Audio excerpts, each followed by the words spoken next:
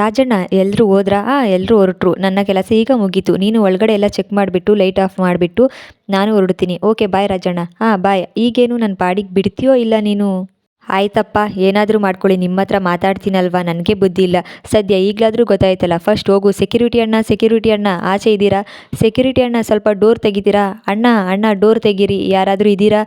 ಏಯ್ ಸುಮ್ಮನೆ ಹೋಗು ಅಂದೆ ತಾನೇ ಆವಾಗಲೇ. ಏನಿಲ್ಲೇ ಬಾಯಿ ಬಡ್ಕೊಂಡು ನಿಂತಿದ್ಯಲ್ಲ. ಬಾಗಿಲು ಒಳಗಡೆಯಿಂದ ಲಾಕ್ ಆಗಿದೆ. ನಾನು ಹೆಂಗೆ ಹೋಗ್ಲಿ? ಕರೆಕ್ಟಾಗಿ ಡೋರ್ ತೆಗಿಯಕ್ಕೆ ಬರ್ತಿಲ್ಲ ನಿನಗೆ. ಬಾ ಈ ಕಡೆ. ಸೆಕ್ಯೂರಿಟಿ ಓಪನ್ ಮಾಡಿ. ಸೆಕ್ಯೂರಿಟಿ ಎಲ್ಲಿದ್ದೀರಾ?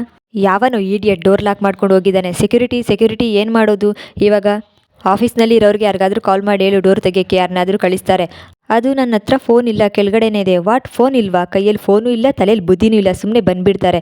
ಹಂಗೆ ನಿಮ್ಮ ಹತ್ರ ಫೋನ್ ಇದ್ದಿದ್ರೆ ನಾನು ಇಲ್ಲಿಗೆ ಬರ್ತಾನೂ ಇರಲಿಲ್ಲ, ಯಾವ ಎಡವಟ್ಟು ಆಗ್ತಾನೂ ಇರಲಿಲ್ಲ. ಏಯ್ ಅದೇನು ವಟ ವಟ ಅಂತ ಹೇಳ್ತಿದ್ಯಾ? ಸ್ವಲ್ಪ ಜೋರಾಗಾದರೂ ಹೇಳು. ಡೋರ್ ಆದರೂ ಓಪನ್ ಆಗುತ್ತಾ ಇಲ್ವಾ ನೋಡೋಣ. ಏನಿಲ್ಲ, ಇಲ್ಲಿ ಸಿಗಾಕೊಂಡಿರೋದೇ ನಿನ್ನಿಂದ ಅಂದೆ ಅಷ್ಟೇ. ಏಯ್ ನಾನೇ ನಿನ್ನ ಟೆರೆಸ್ಗೆ ಬಾ ಅಂತ ಕರೆದಿದ್ನ, ನೀನಾಗೆ ನೀನು ಬಂದುಬಿಟ್ಟು ಈಗ ನನ್ನಿಂದ ಅಂತೀಯಲ್ಲ. ನೆಮ್ಮದಿಯಾಗಿ ಸ್ವಲ್ಪ ಫ್ರೆಶ್ ಗಾಳಿ ತಗೊಳ್ಳೋಣ ಅಂತ ಮೇಲ್ ಬಂದೆ, ಅದನ್ನು ಹಾಳು ಮಾಡಿದ್ಲು. ಏಯ್ ನೀನು ಮೇಲ್ ಬಂದಿರಲಿಲ್ಲ ಅಂದಿದ್ರೆ ಇಷ್ಟೊತ್ತಿಗೆ ನಾನು ಆಲ್ರೆಡಿ ಕೆಳಗಿರ್ತಾ ಇದ್ದೆ. ಎಲ್ಲ ನಿನ್ನಿಂದಾನೇ ಆಗಿದ್ದು. ನೋಡಿದ್ನಲ್ಲ ನಿಮ್ಮ ಫ್ರೆಶ್ ಗಾಳಿನ. ಊರೆಲ್ಲ ಸೊಲ್ಯೂಷನ್ ಮಾಡಿ ಇವರು ಫ್ರೆಶ್ ಗಾಳಿ ತಗೊಳ್ತಾರಂತೆ. ಏಯ್ ನನ್ನ ಬಗ್ಗೆ ಮಾತಾಡಿದರೆ ಸರಿಗಿರಲ್ಲ ಇವಾಗ. ಅಲ್ಲ ನೀವು ನಿಜವಾಗ್ಲೂ ಅದಿತಿ ಅವ್ರ ಅಣ್ಣನ? ಯಾಕಂದರೆ ಅಲ್ಲ, ಅವ್ರು ಎಷ್ಟು ಒಳ್ಳೆಯವರು, ಎಷ್ಟು ಚೆನ್ನಾಗಿ ಮಾತಾಡ್ತಾರೆ. ನೀವು ನೋಡಿದರೆ ಇವಾಗ ಒಂದು ಸ್ವಲ್ಪ ಬಾಯಿ ಮುಚ್ಕೊಂಡು ನಿಂತ್ಕೋ. ನೀನು ಏನು ಮಾಡಬೇಕು ಅಂತ ಯೋಚನೆ ಮಾಡ್ತೀನಿ. ಸೆಕ್ಯೂರಿಟಿ, ಸೆಕ್ಯೂರಿಟಿ ಒಳಗೆ ಯಾರಾದರೂ ಇದ್ದೀರಾ? ಸೆಕ್ಯೂರಿಟಿ ಪ್ಲೀಸ್ ಸರ್, ನಾವಿಲ್ಲಿ ಸಿಗಾಕೊಂಡಿದ್ದೀವಿ. ಇವಾಗ ನೀವು ಈ ಥರ ಡೋರ್ ಬಡಿದ್ರೆ ಯಾರು ಬಂದು ತೆಗಿತಾರೆ ಹೇಳಿ? ಅಯ್ಯೋ ದೇವ್ರೇ, ಇಂಥ ಸಿಡುಕ್ಮುಚ್ಚಿ ಸಿದ್ದಪ್ಪನ ಹತ್ರ ಮಾತ್ರ ನನ್ನ ತಗ್ಲಾಕ್ಸ್ಬೇಡ. ಯಾಕಮ್ಮ ಭೂಮಿ, ಇನ್ನೂ ನಿಮ್ಮ ಅಕ್ಕ ಬಂದಿಲ್ವಾ? ಇಲ್ಲ ಮಾವ, ಆವಾಗಲೇ ಕಾಲ್ ಮಾಡಿ ಚಾರ್ಜ್ಗೆ ಹಾಕಿದ್ದೀನಿ ಅಂದ್ಲು. ಈಗ ಯಾಕೋ ಫೋನ್ ರಿಸೀವ್ ಮಾಡ್ತಾ ಇಲ್ಲ. ಆಲ್ರೆಡಿ 10 ಗಂಟೆ ಆಯ್ತಲ್ಲಮ್ಮ. 1 ಲಕ್ಷಕ್ಕಿಂತ ಜಾಸ್ತಿ ಸಂಬಳ ಕೊಡ್ತಾರೆ ಅಂದರೆ ಸುಮ್ಮನೆ ಬಿಡ್ತಾರಾ? ಏನ್ರಿ ಕಷ್ಟಪಟ್ಟು ಕೆಲಸ ಮಾಡ್ತಿದ್ದಾಳೆ ಅನಿಸುತ್ತೆ. ಏನೇನೋ ಬಾಯಿಗೆ ಬಂದಂಗೆಲ್ಲ ಮಾತಾಡಿದರೆ ನಾನು ಸುಮ್ಮನೆ ಇರಲ್ಲ ನೋಡು. ಮಂಜರಿ, ಏನ್ರಿ ನಾನೇನು ತಪ್ಪು ಮಾಡಿದೆ? ನಾನೀಗ ಏನಾದರೂ ಅನ್ಬಾರ್ದೇನಾದರೂ ಇರೋದನ್ನ ಅಲ್ಲ ರೀ, ಡಿಬಾರ್ ಆಗಿರೋ ಹುಡುಗಿಗೆ, ಅದರಲ್ಲೂ ಮೊನ್ನೆವರೆಗೂ ಕೇಕ್ ಮಾಡ್ಕೊಂಡಿದ್ದವಳಿಗೆ 1 ಲಕ್ಷಕ್ಕಿಂತ ಹೆಚ್ಚು ಸಂಬಳ ಅಂದರೆ ಅದೆಂಥ ಕೆಲಸನೋ ಏನೋ ಅಪ್ಪ. ನಾನು ಕೆಲಸ ಮಾಡ್ತೀನಿ 2 ಇಯರ್ಸಿಂದ, ಆದರೆ ನನ್ನ ಸಂಬಳ ಇನ್ನೂ ಎಷ್ಟಿದೆ ಅಷ್ಟೇ ಇದೆ. ಇದು ನೀವು ಮಾತಾಡ್ತಿರೋದಲ್ಲ, ನಿಮ್ಮ ಹೊಟ್ಟೆ ಒಳಗಡೆ ಇದೆಯಲ್ಲ ಉರಿ, ಅದು ಹಿಂಗೆಲ್ಲ ಮಾತಾಡಿಸ್ತಿದೆ. ಮಂಜರಿ, ಇನ್ನೊಂದು ಸತಿ ನನ್ನ ಮಗಳ ಬಗ್ಗೆ ಏನಾದರೂ ತಪ್ಪಾಗಿ ಮಾತಾಡಿದರೆ ನಾನು ಸುಮ್ಮನೆ ಇರಲ್ಲ, ಹೇಳ್ತಾ ಇದ್ದೀನಿ. ಏನಪ್ಪ ನೀನು ಕತ್ಲಾಗೋದ್ರೊಳಗೆ ಮನೆ ಸೇರ್ಕೊಳ್ಳಿ ಅಂತ ನಮಗೆ ಮಾತ್ರ ಹೇಳ್ತೀಯ, ಆದರೆ ಆ ಸಾಕ್ಷಿ ಮಾತ್ರ 10 ಗಂಟೆ ಆದರೂ ಇನ್ನೂ ಮನೆಗೆ ಬಂದಿಲ್ಲ. ಆದರೂ ನೀನು ತಲೆ ಕೆಡಿಸ್ಕೊತಿಲ್ವಲ್ಲ? ಯಾಕ್ರಿ ಸುಮ್ಮನಿದ್ದೀರಾ? ಮಾತಾಡಿ, ಮಕ್ಕಳು ಕೇಳ್ತಾ ಇದ್ದಾರಲ್ಲ, ಉತ್ತರ ಕೊಡಿ. ಇರಿ ಮಾವ, ನಾನು ಮತ್ತೆ ಇನ್ನೊಂದು ಸಲ ಟ್ರೈ ಮಾಡ್ತೀನಿ. ಯಾರಾದರೂ ಇದ್ದೀರಾ? ಅಲೋ, ನನ್ನ ಧ್ವನಿ ಕೇಳಿಸ್ತಿದ್ಯಾ? ಅಲೋ, ಕೇಳಿಸ್ತಾ ಇದೆಯಾ? ಯಾರಾದರೂ ಇದ್ದೀರಾ? ಹಂಗೆ ಹೋಗಿ ಅಲ್ಲಿಂದ ಎಗರ್ಬಿಡು.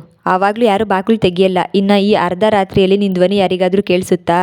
ಇವನು ಬೇರೆ ಯಾವಾಗಲೂ ಉರ್ರಂತಾನೆ ಸಿಡುಕ್ಮುತ್ತಿ ಸಿದ್ದಪ್ಪ. ಏನು ಹಂಗೆ ನೋಡ್ತಾ ಇದ್ದೀರಾ? ಏಯ್ ಯಾಕೆ ಹಂಗೆ ನಗ್ತಿದ್ಯಾ? ನಿನ್ನೊಟ್ಟೆ ನನ್ನೊಟ್ಟೆಗಿಂತ ಜಾಸ್ತಿ ಸೌಂಡ್ ಮಾಡ್ತು ತಾನೆ, ಆದರೂ ತನಗೇನು ಆಗೇ ಇಲ್ಲ ಅನ್ನೋ ಥರ ಆ್ಯಕ್ಟಿಂಗ್. ಬೇರೆ ಪಕ್ಕದಲ್ಲೇ ರೆಸ್ಟೋರೆಂಟ್ ಇದೆ, ಅವರಿಗೆ ಕೂಗಿದ್ರೆ ಕೇಳಿಸ್ತಾನೆ ಇಲ್ಲ. ಪಲಾವ್ ಬೇರೆ ಘಮ್ ಅಂತ ಇದೆ, ಹೊಟ್ಟೆ ಹಸು ಜಾಸ್ತಿ ಆಗ್ತಾ ಇದೆ. ಗೋಪಿ ಅಣ್ಣ ಎಷ್ಟು ಸಖತ್ತಾಗಿ ಪಲಾವ್ ಮಾಡ್ತಾನೆ ಗೊತ್ತಾ? ಪಲಾವ್ ಜೊತೆ ಬಜ್ಜಿ ಇದ್ದರೆ ಕಾಂಬಿನೇಷನ್. ನಮ್ಮ ಆಫೀಸ್ ಪಕ್ಕಾನೇ ಒಂದು ಅಜ್ಜಿ ಬಜ್ಜಿ ಮಾಡ್ತಾ ನಿಂತಿರ್ತಾರೆ, ಏನು ಸಖತ್ತಾಗಿರುತ್ತೆ ಗೊತ್ತಾ? ಜೊತೆಗೆ ಒಂದು 4-5 ಖಾರ ಬಜ್ಜಿ, ಅದಕ್ಕೆ ಚೂರು ಗ್ರೀನ್ ಚಟ್ನಿ, ಅದ್ರ ಜೊತೆಗೆ ಒಂದು ಕಪ್ ಕಾಫಿ. ವಾವ್. ನೀನು ಇವತ್ತು ಇಲ್ಲಿ ಬಂದಿಲ್ಲ ಅಂದಿದ್ದಿದ್ರೆ ಇಷ್ಟೊತ್ತಿಗೆ ಆಗಲೇ ಮನೆಗೆ ಹೋಗಿ ಚೆನ್ನಾಗಿ ಊಟ ಮಾಡಿ ಮಲಗಿರ್ತಿದ್ದೆ. ನನ್ನಿಂದ ಏನಲ್ಲ, ನಿಮ್ಮ ಪಾಡಿಗೆ ನೀವು ಕೆಳಗಡೆ ಬಂದಿದ್ದಿದ್ರೆ ಇಷ್ಟೆಲ್ಲ ಆಗ್ತಾನೆ ಇರಲಿಲ್ಲ. ಹೌದೌದು, ನಾನು ನಿನ್ನನ್ನು ಇಲ್ಲಿ ಎತ್ಕೊಂಡು ಬಂದು ಕೂಡಾಕಿರೋದು. ಹೋಗು ಸುಮ್ಮನೆ.